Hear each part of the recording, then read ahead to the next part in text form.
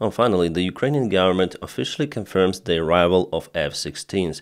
You may see it on this photo. Yes, Zelensky went to the local military airfield where at least 2 of the fighter jets were shown. But according to the international media sources, Ukraine already has received 10 of the airplanes of the type. As you may see, there is no specific livery of the airplane, as many thought that the airplanes could have been painted in the pixel standard Ukrainian color, but they are grayish just with the Ukrainian coat of arms. That's it. But the main thing is not how those airplanes look, and the main thing is what modifications of the F-16s Ukraine obtained and what kind of the missiles those airplanes might carry. So let's look to the very interesting photos and discuss with you the possible advantages or maybe even disadvantages of those mods.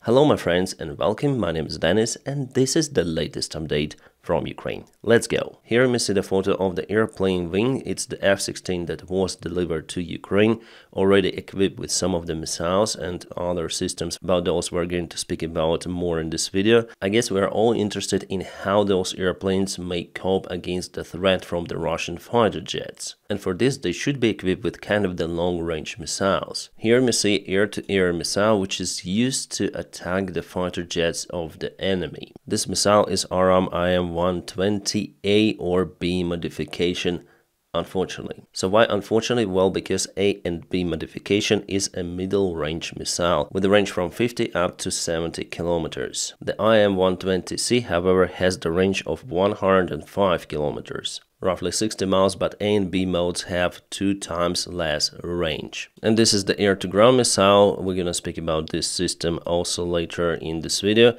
And this is just a big extra fuel tank to expand the range of the airplane. Well, maybe IM-120C modes are there in Ukrainian army, but Ukraine just hesitated to show it on this picture, for example. Just not to give the enemy all of the information, let them think that we have just the middle range missiles. The IM-120A and B modifications obviously will not help Ukraine to fight against the Russian fighter jets. The range is basically too short for it. However, those missiles are perfect for Ukraine to be used against the Russian attacks on Ukrainian infrastructure, for example, against the cruise missiles or against some sort of the drones. Around 2 weeks ago, Ukraine has announced that it's going to use F-16s mostly to protect the Ukrainian infrastructure against the Russian air attacks, and those fighter jets will not go to the very front line. But in reality, no one will tell you for sure of how Ukraine might use those fighter jets. The potential is great actually. Also for the real air combat missions against the Russian fighter jets, and there are some special tools installed on those airplanes which will help Ukrainian pilots to do so. For example, this system, let's go deeply into it. This system is called Eclipse Plus, or Electronic Combat Integrated Pylon System Plus. Those are used to identify whether the airplane is under the radar coverage of the enemy and also if the airplane is under the rocket attack. Those state-of-art systems are very effective and developed in Israel. The Eclipse Plus is not just able to identify whether the airplane is under the attack, but they're also able to cope with missile threats, like for example dropping flares automatically, flare pops, to disturb the navigation of the missile warhead. Also, the system is equipped with chaff. Basically, those are the radio interferences for the missiles which are heading towards the airplane. We call it dipolne отражатели, dipole deflectors, or in English it says chaff. With this system, it's very hard for the missile to identify the target and to follow it. I'm not saying that with this system the F-16s are invulnerable, no. The Russian Air Force might still intercept those fighter jets, but those kind of the systems make the task for the Russian aviation more difficult, way more difficult. Guys, and if you like the content which I produce daily, you may also consider supporting me on Patreon. The link for my Patreon page you may find just in the video description below.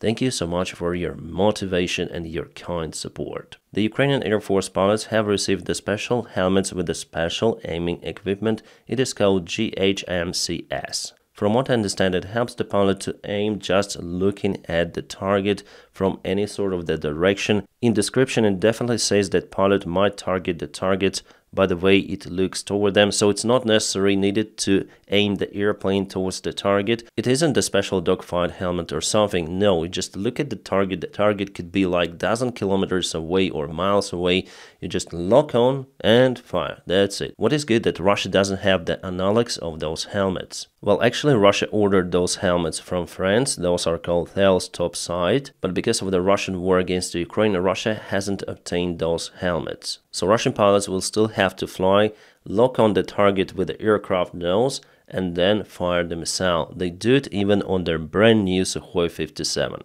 And for the airplane, if you fly with a supersonic speed, those kind of the maneuvers are not really necessary, and they can even play the bad role in a real fight. Here the Ukrainian pilot just may fly away from the target and still launch the missile, which will go directly to hit the target. Well, Russia is working on their own analog to produce for their modern helicopters and Sukhoi 57 fighter jets, I mean those helmets, but no one knows how much time Russians need to come out with the same idea. Probably they'll never come out with it. And you know what Russian Z bloggers say? They say that those are not the real airplanes, those are decoys.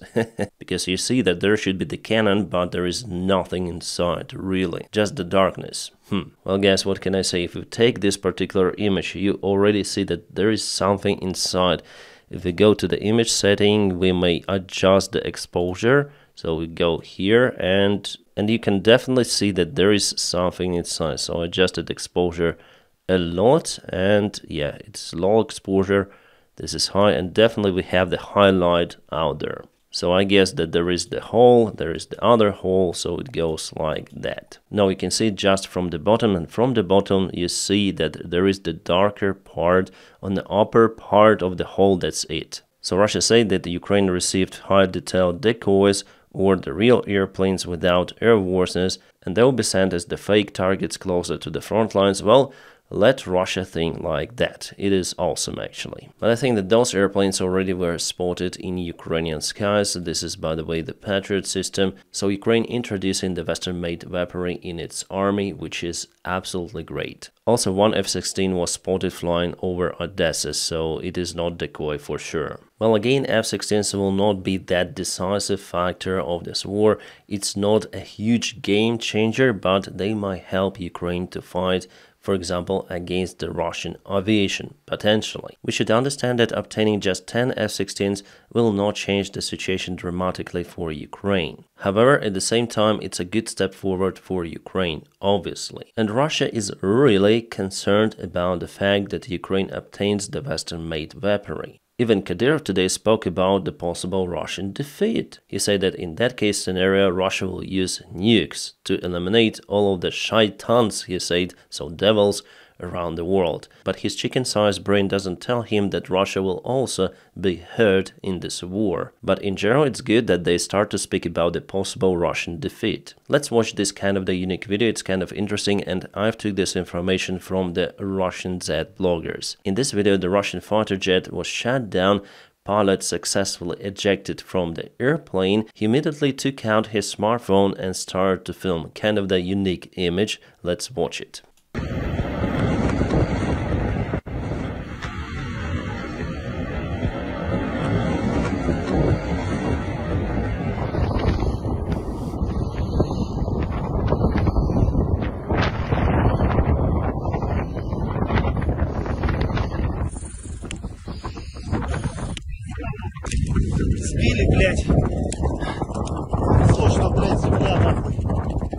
He said that he was shut down.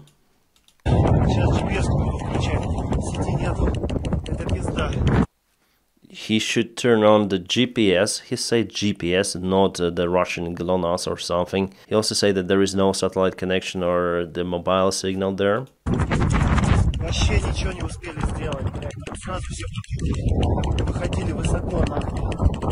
We weren't able to perform our mission. He said that we were very high, but the missile hit them off guard. They didn't expect it. Yeah, guys, sorry about the watermark. So here is the fighter jet itself. It has two of the engines.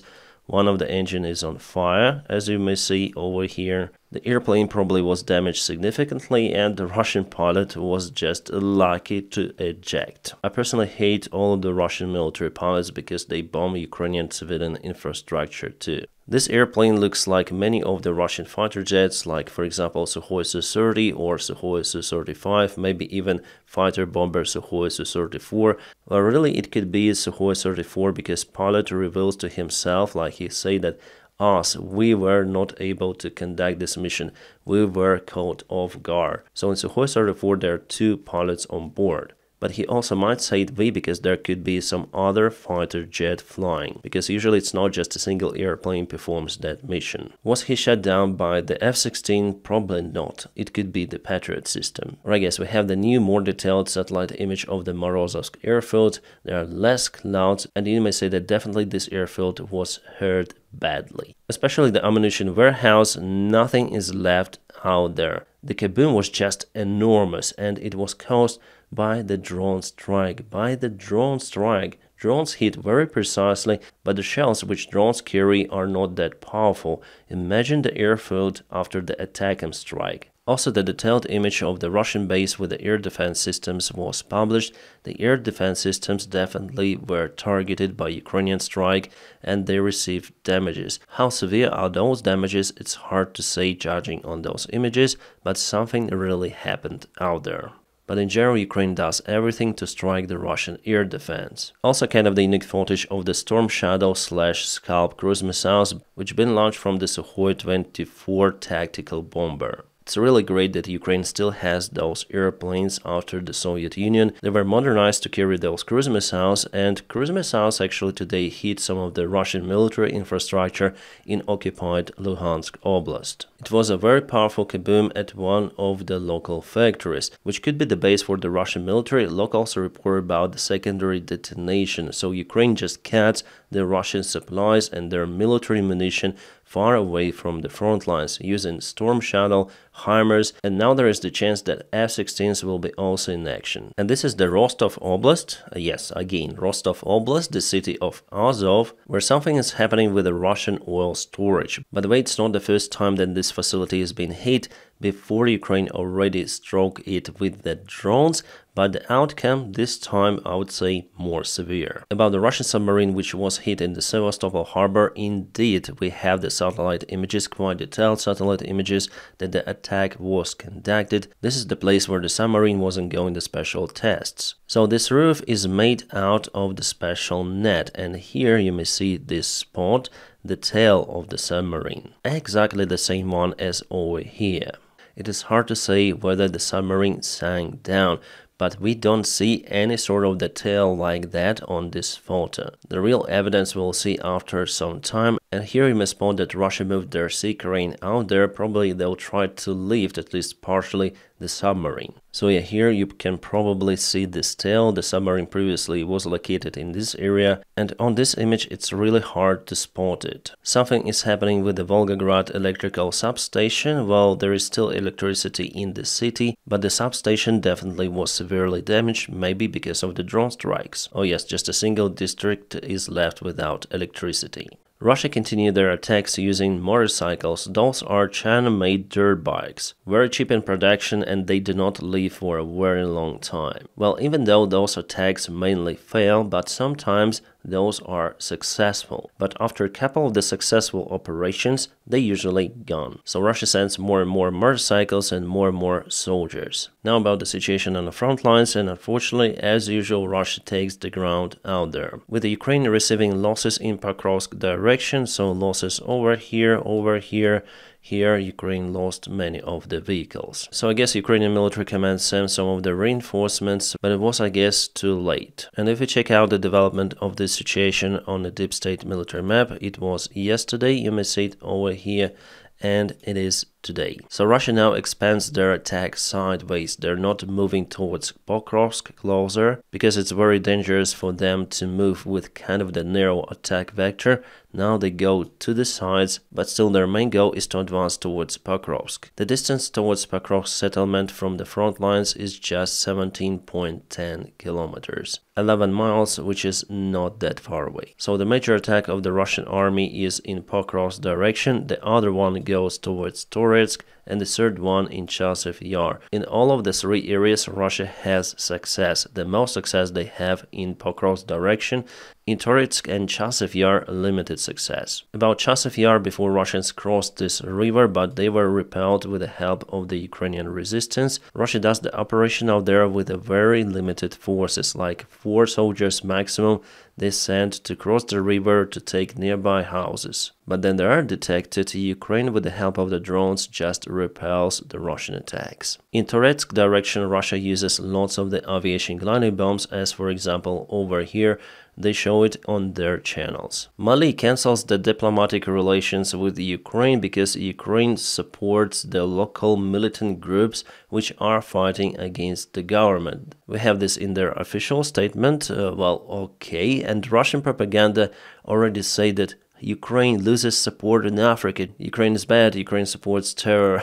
Well, it happened after the Wagner group was ambushed, and according to the recent information, 80 with something soldiers of the Wagner army were KIA in the attack. And by the way, those Azovatorex are not really our friends, guys. Those are fanatics, mostly. But they're fighting against the Ukrainian direct enemy, Wagner. So, the Russian soldiers. Guys, what is happening in UK right now is just terrible.